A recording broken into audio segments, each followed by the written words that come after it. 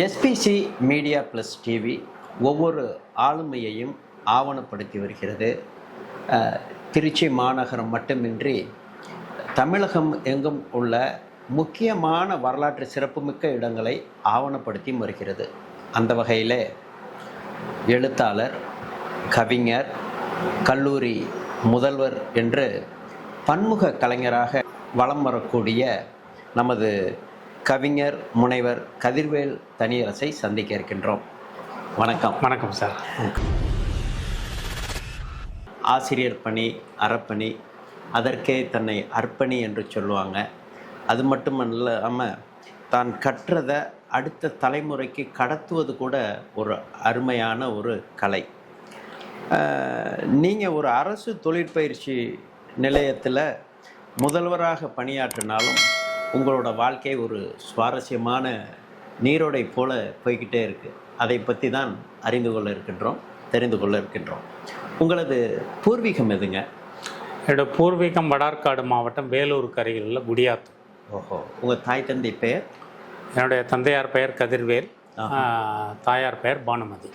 அவங்க என்ன தொழில் செய்தாங்க? தந்தையாரும் ஆசிரியர் தான். ஓஹோ. ஆஹா. அம்மா?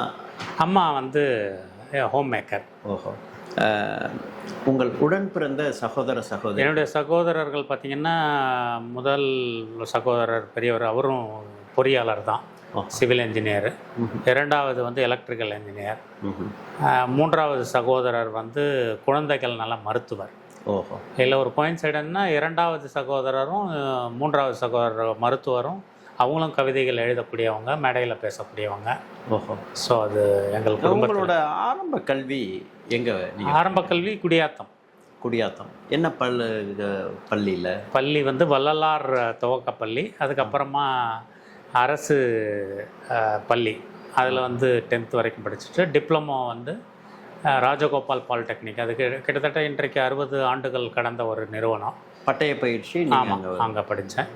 அதுக்கப்புறம் திருச்சிக்கு வந்த பிறகு பொறியியல் வந்து இப்போது நம்மளுடைய என்ஐடி ஆர்இசியில் நாங்கள் படிக்கும்போது ஆர்இசி.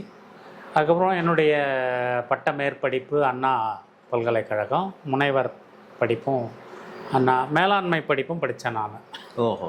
அது வந்து காரைக்குடி அழகப்பா கல்லூரியில் படித்தேன். அப்புறம் உங்களோடது பணி? என்னுடைய பணின்னு பார்த்திங்கன்னா, நான் ஆட்டோமொபைல் பொறியாளர், ஆட்டோமொபைல் என்ஜினியர். அதில் தான் நான் ஒரு ட்ரெயினராக கூட இருந்தேன். அதுக்கப்புறம் படிப்பு சார்ந்து பண்ணும்போது அதுலேயே ஆராய்ச்சியும் பண்ணி ஆல்டர்னேட் ஃபியூலில் வந்து இன்றைக்கு உங்களுக்கு தெரியும், பெட்ரோல் டீசல் வந்து குறைஞ்சிக்கிட்டே வருது. ஸோ மாற்று எரிபொருளில் ரெனியூவபிள் எனர்ஜி, புதுப்பிக்கத்தக்க மாற்று எரிபொருளில் என்னுடைய ஆராய்ச்சி முனைவர் பட்டம் அதில் தான். உங்களது வாழ்க்கை துணைவியார் வந்து அவங்க வந்து மீனா, அவங்க வந்து ஒரு பயிற்றுனர். அவங்க ஒரு அற்புதமான ஒரு ஆங்கில புலமையை பயிற்றுவதில் இப்போ குறிப்பாக வந்து மேல்நாட்டுக்கு போகிற குழந்தைகளுக்கு ஒரு IELTS TOEFL அப்படின்னு சொல்லுவாங்க, அதுக்கான பயிற்றுனர். அதுக்கான சென்டர் தில்லைநகரில் திருச்சியில் இருக்குது. என்னோட குழந்தைகள் வந்து காவியா மகள், அவளும் பிஷப் பீபர் கல்லூரியில் ஃபிசிக்ஸ் படிச்சுட்டு அதுக்கப்புறம் வெளிநாட்டில் போயிட்டு இட்டாலியில் master of science MS physics படிச்சுட்டு வந்திருக்காங்க. ஒரு அழகான குடும்பம். மகன் வந்து ஆர்கிடெக்ட், பொறியாளர் அவரும். ஓஹோ. அபராஜித் தான். ஒரு அரசு தொழிற்பயிற்சி நிறுவனத்தில் கல்லூரி முதல்வராக இருக்கிறீங்க. அந்த கல்லூரி முதல்வரில் இருந்து ஒரு கவிஞனாக எப்படி தடம் பதிக்கிறீங்க? ரொம்ப சிம்பிள் தான். நீங்கள் டென்ஷன் ஆனால் என்ன பண்ணுவீங்க? டீ சாப்பிடுவோம், பார்க் போவோம் இல்லையா? அதுதானே சாதாரணமாக. நமக்கு டென்ஷன் ஆயிடுச்சுன்னா ஒரு போயிட்டு ரிலாக்ஸ் பண்ணுவோம், தேநீர் அருந்துவோம், நண்பர்களோட ஒரு காஃபி குடிப்போம், வாக்கிங் போகும். அதே போல் நான் டென்ஷன் ஆனால் கவிதை எழுதுவேன். ஓஹோ. அதாவது அந்த உணர்ச்சி பிளம்புகளை நீங்கள் வடிக்கக்கூடிய தளமாக நீங்கள் இதை கவிதை. ஆமாம், அது மற்றவங்க சினத்தை பொருளாக கொண்டவன் நிலத்தரைந்தான் கைப்பிழையாதற்று. சினத்தை பொருளாக கொண்டவன் கேடு நிலத்தரைந்தான் கைப்பட. யாரோ பண்ணுற தப்புக்கு வந்து நம்ம கோவப்படுறது நம்மளுடைய கையை வந்து தரையில் அடிக்கிற மாதிரி. ஸோ யாரோ ஒரு கோவப்படுத்தி என்னை டென்ஷன் பண்ணால் நான் ஒரு கவிதையை எழுதுவேன். ஓஹோ. ஸோ அதுதான் அதாவது உங்கள்கிட்ட இந்த நுட்பம்ன்றது அந்த கால சூழலையும் அதில் உள்ள கருத்துக்களையும் நீங்கள் ஒரு கருவியாக வச்சு கவிதை படிக்கிறீங்கன்னு எடுத்துக்கலாமா? எல்லா கவிதைகளுமே அன்றாட வாழ்வியல்ல, அன்றாடம் சந்திக்கிற மனிதர்களில், அன்றாடம் நான் சந்திக்கிற சூழ்நிலையை தான் கவிதையாக படிக்கிறேன். முதல் கவிதை எழுதின அனுபவம் எப்படி இருக்கு? முதல் கவிதை என்ன கவிதை? அந்த கவிதை தான் அன்பெனும் நதி பிரவாகத்தில், அது பேரில் தான் அந்த புத்தகம் வந்திருக்கு. ஓஹோ. இது சற்றேறக்குறைய 20 ஆண்டு. அன்பெனும் நதி பிரவாகத்தில்னா இந்த நூல் ஃபுல்லாக எதை குறிப்பிடுதுங்க? முழுக்க, அதாவது காதலும் உழைப்பும் இல்லாத உலகம் இயங்காது. ஓ, நீங்கள் காதலிச்சிருக்கீங்களா? நிச்சயமா. காதலிக்காத மனிதன் உண்டா? என்னுடைய மனைவியே காதல் மனைவி. ஓ, காதல் திருமணம். ஆமா. ஆஹா. எப்படி இந்த ஒரு கவிதையை அவங்க படிச்சு பார்த்தாங்களா? எப்படி அவங்க என்ன மாதிரி ரியாக்ட் பண்ணாங்க? முதல் கவிதை அது ஞாபகம் இருக்கா? அவங்களுக்கு இன்ஃபேக்ட் நான் வந்து திருமணத்துக்கு முன்னாடி, அதாவது நாங்கள் காதலிக்கும் போதே வில்லோடு வானிலைவேன் கவியரசு வைரமுத்துவோட புத்தகத்தை தான் ப்ரப்போஸ் பண்ணும்போதே கொடுத்தேன். ஓ, கவிதை நூல் கொடுத்து தான் காதலை பண்ணுறீங்க? ஆமாம். அதில் ரொம்ப இன்ட்ரெஸ்டிங் என்னென்னா, அந்த புத்தகத்தை அவங்க ரொம்ப நாள் கழித்து தான் படித்தாங்க. அதுக்கப்புறம் வருத்தப்பட்டாங்க, இந்த அவ்வளோ அருமையான நூலை நான் இவ்வளோ லேட்டாக படித்தேனேன்னு கூட வருத்தப்பட்டிருக்கிறாங்க. உங்களோட காதல் நீங்கள் புரியும் பொழுது ஏதேனும் முதல் கவிதை எழுதி? இல்லை, அப்போது நான் கவிதை எழுத ஆரம்பிக்கலை. ஏன்னா எனக்கு கல்யாணம் ஆகிட்டு திருமணம் ஆகிட்டு 30 ஆண்டுகள் ஆகுது. நான் கவிதை எழுத ஆரம்பித்தது 20 ஆண்டுகள் தான் இருக்கும். ஓ, ஏன்னு கேட்டிங்கன்னா, மேபி அப்போ ஏதாவது நோட் புக்கில் கிறுக்கி வச்சுருப்பானான்னு எனக்கு தெரியாது, எனக்கு நினைவில் இல்லை. இப்போது நம்ம 2K கிட்ஸ் சொல்கிற மாதிரி சோஷியல் மீடியாவில் முதல்லாம் வந்து முகநூலுக்கு முன்னாடி ஆர்குட்டுன்னு ஒன்று. ஓஹோ. அது எலக்ட்ரானிக் மீடியத்தில் எழுதும்போது என்னென்னா, எப்போ வேணாலும் நம்மளால் வந்து அதை ரீகால் பண்ணிக்க முடியுது. ஏதாவது நோட் புக்கில் எழுதும்போது கிறுக்கி வைக்கும்போது வந்து அதை தேட முடியறதில்ல. டைரி எழுதுகிற பழக்கம் கூட உண்டு. ஸோ அதில் எழுதின கவிதையெல்லாம் மறுபடியும் நம்மளால் ரீகால் பண்ண முடியல. எலக்ட்ரானிக் மீடியான்னா கர்லா துனியா முத்தியுமே, ஃபிங்கர் டிப்ஸில் உலகம் இருக்குது. ஸோ நம்ம அந்த டைட்டிலில் தட்டின உடனே நம்ம எழுதுனது ரீகால் பண்ணிக்கலாம். ஸோ அது வந்து பர்மனண்ட்டாக இருக்கிறதுனால என்னுடைய இவ்வளோ கவிதைகளும் இது வரைக்கும் பத்திரமா இருக்குது. உங்களோட முதல் நூல் என்ன நூலுங்க? என்னுடைய நூல்னு பார்த்தீங்கன்னா அன்பெனும் நதி பிரவாகத்தில் தான். அதுதான் முதல் நூல். ஆனால் நான் பொறியியல் படித்ததுனால வந்து டெக்ஸ்ட் புக் எழுதியிருக்கிறேன். ஆட்டோமொபைல் என்ஜினியரிங் சம்பந்தம் பாடப்பிரிவு நூலும் எழுதி. பாடப்பிரிவு நூல்கள் வந்து கிட்டத்தட்ட 2011 7 புத்தகங்கள் எழுதியிருக்கேன். ஓ, அது டெக்ஸ்ட் புக்ஸ்? ஆமாம், அது வந்து பியூராக டெக்ஸ்ட் புக்ஸு. அதில் 7 புத்தகங்கள். அது உலகம் முழுக்க போகுது. அது கவர்மெண்ட் ஆஃப் இந்தியா பப்ளிகேஷன். அது எல்லா இந்த கல்வியாளர்கள் மத்தியில் அந்த புக் இருக்கும். ஆமாம், நான் அதாவது ஐடிஐ தொழிற்பயிற்சி நிலையங்களில் அது ரொம்ப பாப்புலர் புக்ஸ். ஓகே. இப்போ இந்த கவிதை புத்தகம்ங்கிறது அன்பெனும் நதி பிரவாகத்தில்ங்கிறதுல என்ன நோக்கம், குறிக்கோள் வச்சு நீங்கள் எழுதியிருக்கிறீங்க? டைட்டில் வந்து அன்பெனும் நதி பிரவாகத்தில், அது ஒரு முழுக்க ஒரு காதல் கவிதை தான். ஆனால் என்னுடைய கவிதைகள் பொதுவாக என்ன பேசுதுன்னா, காதல், உழைப்பு, சமூகம், கல்வி, பெண் விடுதலை, மனித மனங்களின் மிக நுண்ணிய பகுதிகளை போய் சென்றடைகிற மாதிரியான கவிதைகள் இருக்கும். இரண்டாவது படைப்பு என்ன உங்களது இரண்டாவது படைப்பு? என்னுடைய இரண்டாவது படைப்பு செம்புல பெயர் நீர் போலே. அது என்ன செம்புல பெயர் அது வந்து ஒரு பெயர் நீர் போலேன்னா என்ன? அது வந்து அகநானூற்று கவிதை, உங்களுக்கு தெரியும். ஆயும் எந்தையும் ஒந்தையும் ஆயும் மாயும் ஆக்கி. ஸோ அது ஒரு ரொம்ப பாப்புலர் கவிதை. அதில் இருக்கிற டைட்டில் தான் எடுத்து. செம்புல பெயர் நீர் போலனா மழை நீர் வந்து செம்மண்ணில் விழுந்தால் அதை இரண்டை பிரிக்க முடியாது. ஸோ அது மாதிரி நெஞ்சம் இரண்டரை கலந்ததுவே, முந்தன் நெஞ்சமும் எந்த நெஞ்சமும். ஸோ அந்த டைட்டில் ரொம்ப இன்ஸ்பைரிங்காக இருந்ததுனால அதை எடுத்தேன். மூன்றாவது படைப்புங்க? மூன்றாவது படைப்பு வந்து என்னுடைய நண்பருடைய மகன் திருமணத்துக்கு வரவேற்பு, வரமென கற்பக தருவென. ஓஹோ. ஸோ நான்காவது வந்து தென்றலின் கரம்பிடி. ஓ, இந்த மூன்றாவது புத்தகத்தோட நோக்கம், குறிக்கோள் என்னங்க? அதான், திருமண வரவேற்பில் வந்து காத்திரமான படைப்புகளை நம்ம வந்து தர முடியாது. ஒரு எக்ஸ்ட்ரீமிசம் பேச முடியாது. ஒரு தென்றல் போல ஒரு மைல்டாக, ஒரு கல்யாணம் அப்படின்னா கல்யாணம் ஆகிறது, குழந்தை பிறப்பு, அப்பா அம்மா, அதுக்கப்புறம் குழந்தை வளர்ப்பு, அவங்க பள்ளி கல்லூரி, அவங்களுக்கு திருமணம், அவங்க வேலை, அவங்க வேலையில் அவங்க ஃபேஸ் பண்ணுற சேலஞ்சு, இதுதான் கருப்பொருளாக இருக்கும். இப்போ இந்த நூல், இந்த 4மே கவிதை நூல். அதுவும் முக்கியமாக திருமண காலகட்டங்களில் வெளியிட்ட நூல்களும் காண முடியுது. ஆமாம். இந்த கவிதை நூலை படித்து பார்த்த உங்களது இல்லத்தரசி கூறிய பின்னூட்டம் என்ன?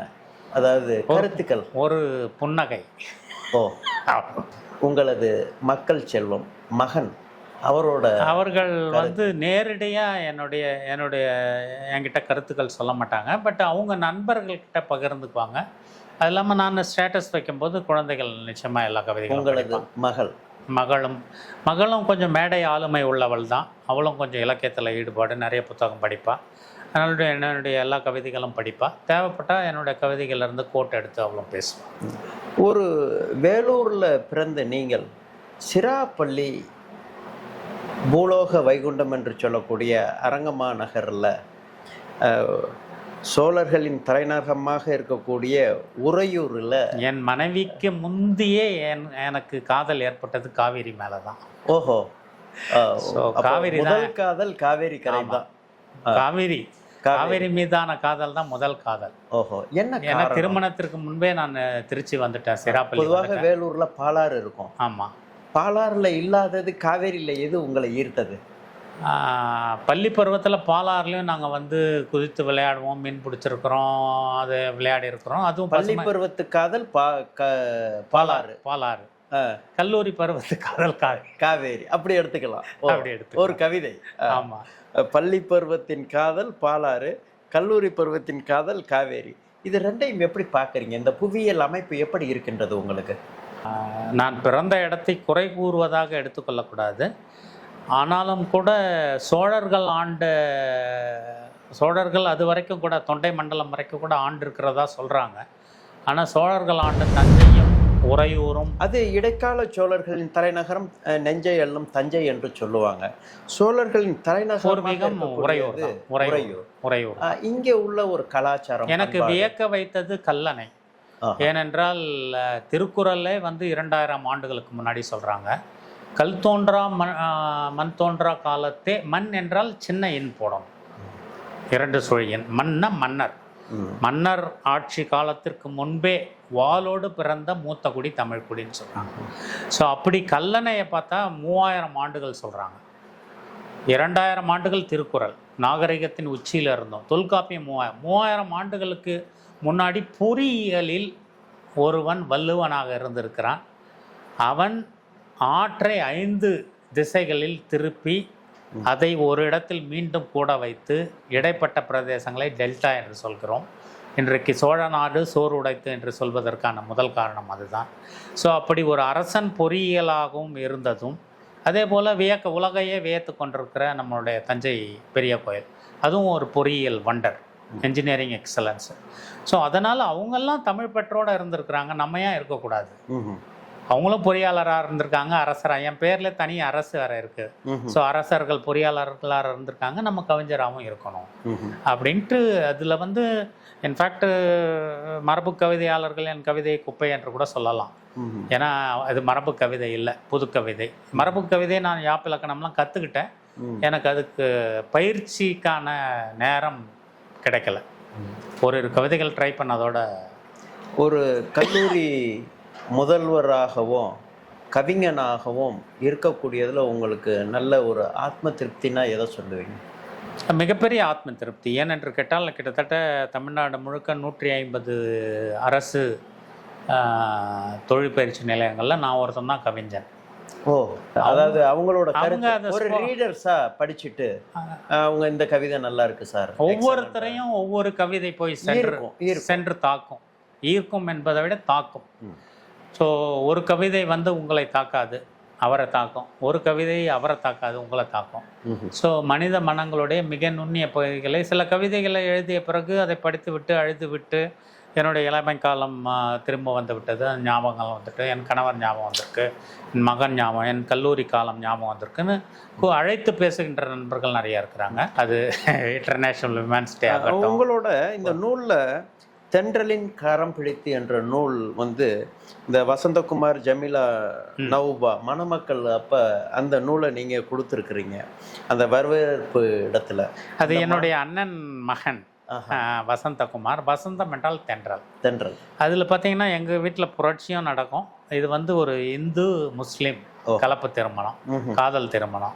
அதுக்கு முன்னாடி விக்னேஷ் ரமீனா, அதுவும் காதல் திருமணம். ஓஹோ. ஸோ எங்கள் வீட்டில் நாங்கள் ஜாதி மதம் எல்லாமே ஜாதி மறுப்பு மத மறுப்பு திருமணங்கள். அதான் உங்களோட இந்த வெளியீட்டில் ரவீனா விக்னேஸ்வரன் மணமக்களுக்கும் மணமக்கள் வசந்தகுமார் ஜமீலா நஃப்பா இந்த மாதிரி ஒரு குறிப்பிட்ட அவங்க திருமண நாட்களில் வெளியிடுவதோட நோக்கம் என்னுடைய அந்நியார் வந்து பொதுவாக ஒரு நூல் வெளியீடுனா ஒரு அரங்கு பிடித்து ஒரு ஆளுமைகளை பிடித்து ஒரு வாழ்த்துறை ஒரு சிறப்புரை. ஆனால் நீங்கள் ஒரு மக்களுக்காக வெளியிடும் பொழுது அதை தேர்வு செய்வதற்கான ஏதேனும் நோக்கம் காரணம் இருக்கா? இல்லை, என்னுடைய அந்நியார் வந்து மிகப்பெரிய கவிதை ரசிகை. அவங்க பொறியாளர் தான், திருமதி விஜயபானுன்னு சொல்லிட்டு. எனக்கு ரொம்ப ஊக்கப்படுத்துவாங்க. இன்ஃபேக்ட் பார்த்தீங்கன்னா நீங்கள் சொல்கிற மாதிரி தான் எனக்கு இந்த 2வது கவிதை புத்தகப்போ இந்த தங்க சங்கிலியை பரிசாக கொடுத்தாங்க. ஓஹோ. ஸோ அது மேடையிலே தான் அவங்களும் ஷால்லாம் போட்டு கொடுத்தாங்க. அதனால் வெளியீடு முதல் புத்தகம் வந்து பெங்களூர் தமிழ் சங்கத்தில் நாங்கள் வந்து 133 புத்தகங்கள் ஒரே மேடையில் ரிலீஸ் பண்ணோம். 133 அதிகாரங்களை குறிக்கும் வகையில் அது ஒரு உலக சாதனை புத்தகம். அது வந்து அப்போ உலக சாதனை நிகழ்வுகளில் உங்களோட புத்தக வெளியீடு இடம்பெற்றிருக்கு. ஆமாம், யுனிக் வேர்ல்ட் ரெக்கார்டுன்னு சொல்லிட்டு. ஓகே. அது பெங்களூரு பாவாணர் பாட்டரங்க புலனக்குழுவின் உலக வினைத்திறன் சாதனை நூல். ஸோ அது ஆயிரக்கணக்கான என்ட்ரிஸ் வந்தது. அதில் 133 மட்டும் செலக்ட் பண்ணி ரிலீஸ் பண்ணாங்க. அதாவது அது ஒரு யூனிக்காகவும் நீங்கள் ட்ராவல் பண்ணியிருக்கிறீங்க. அதாவது ஒரு வெளியீடாக இல்லாமல் அது ஒரு சாதனையாகவும் பண்ணியிருக்கீங்க. என்னுடைய ஒரு புத்தகம் கூட வந்து கடையில் கிடைக்காது, விலைக்கு கிடைக்காது, புத்தக நூல் நிலையங்களில் கிடைக்காது. நான் கமர்ஷியலாக அப்படி ரிலீஸ் பண்ணலை. அதில் ஆர்வமும் எனக்கு இல்லை. பொதுவாக ஒரு பொறியாளர், கவிஞர், நூலாசிரியர் என்று 3 பக்கங்களில் மேடையிலும் நான் அதிக அளவு பேசிக்கொண்டிருக்கிறேன். இதில் உங்களுக்கு பிடித்த ஒரு குணாதிசயம், ஒரு கேரக்டர்னா எதை எடுத்துக்கலாம்? ஒரு பொறியாளராக பேச்சாளர் தான் எனக்கு முதல்ல பிடித்த ஒரு. ஏன்னு கேட்டிங்கன்னா, எத்தனை குறிப்பெடுத்து என்ன பயன், பேசியது எதுவோ அதுவே பேசப்படும். கவிதைனா நான் அடிச்சுட்டு எழுதிடலாம், திருத்தலாம்.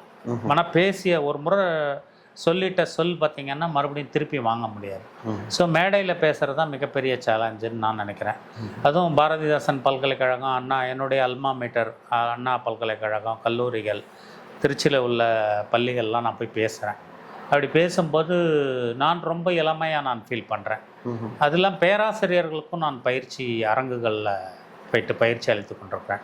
ஸோ மெத்த படித்தவர்கள் அனைவருமே முனைவர் பட்டம் பெற்றவர்கள்கிட்ட போய் பேசும்போது அதுக்கான ப்ரிப்பரேஷனில் வந்து எனக்கு ஒரு புத்துணர்ச்சி கிடைக்கிறதா நான் நம்புகிறேன். சவால்னால் என்ன சொல்லுவீங்க? ஒரு பொறியாளர், ஒரு கவிஞர், ஒரு சவால் இல்லை. இது வந்து மன மகிழ்ச்சியோட ரிலாக்ஸேஷனுக்காக பண்ணுறது. அதான் சொல்கிறேனே, நீங்கள் வந்து ரொம்ப டென்ஷன் ஆகிட்டா, யாருமெல்லாம் கோபம் ஆகிட்டா என்ன பண்ணுவீங்கன்னு கேட்டால், தேநீர் அருந்த போவோம், காஃபி குடிவோம், உலா போவோம், எல்லாம் பண்ணுவோம். நான் உட்காந்து கவிதை எழுதுவேன். எனக்கு மொத்தமே ஒரு 5 நிமிடங்களில் ஒரு கவிதை வந்துடும். இருக்க முடியாது. எதிர்கால நோக்கம், லட்சியம்னா என்ன சொல்லுவீங்க? தொடர்ந்து எழுதணும், தொடர்ந்து பேசணும். விளிம்பு நிலை மனிதர்களுக்கான நான் வாழும் காலத்தில் அவங்கள ஒரு அங்குலமாவது உயர்த்தணும். உங்கள் நல்ல நோக்கம் வெற்றியடைய வாழ்த்துக்களையும் பாராட்டுக்களையும் தெரிவித்துக் கொள்கின்றேன். இதே போல் நல்ல பல பயனுள்ள கருத்துக்களை அறிந்து கொள்ள, தெரிந்து கொள்ள, புரிந்து கொள்ள எஸ்பிசி மீடியா ப்ளஸ் டிவியை சப்ஸ்கிரைப் பண்ணுங்கள், பெல் பட்டன் கிளிக் பண்ணுங்கள், ஆல் பட்டன் கிளிக் பண்ணுங்கள். ஒவ்வொரு பதிவையும் லைக் பண்ணி ஷேர் பண்ணுங்கள்.